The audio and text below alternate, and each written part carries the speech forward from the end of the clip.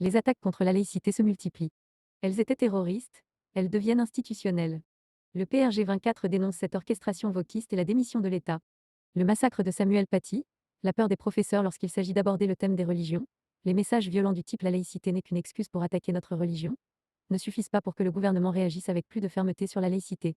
Au contraire, non content d'avoir omis l'existence du Conseil des sages de la laïcité, le ministre de l'Éducation nationale, Pape Ndiaye, amenuise son pouvoir décisionnaire, il élargit et noie son action principale, la sauvegarde de la laïcité, pour l'étendre à un champ plus vaste, la lutte contre le racisme et l'antisémitisme.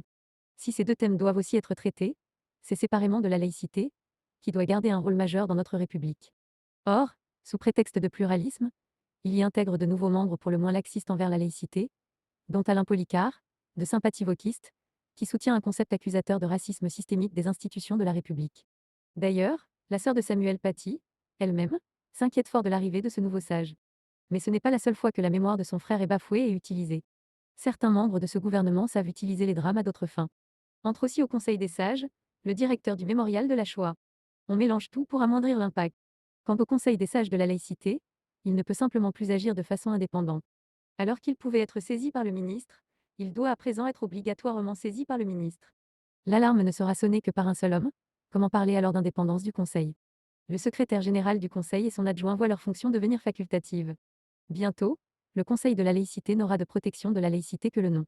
Faut-il rappeler le combat que les radicaux ont mené pour la séparation de l'Église et de l'État?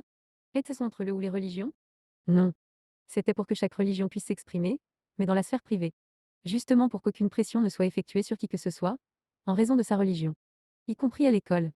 Une école obligatoire pour tous les citoyens et citoyennes, où la liberté de penser ne doit pouvoir subir aucune pression, pas même celle de la famille, ou celle des copains bien-pensants qui risquent de répéter à la famille. Les professeurs doivent pouvoir appréhender une étude sereine, historique et factuelle des religions, en particulier dans des classes à majorité musulmane, sans prosélytisme d'aucune sorte et dans le respect du vivre ensemble.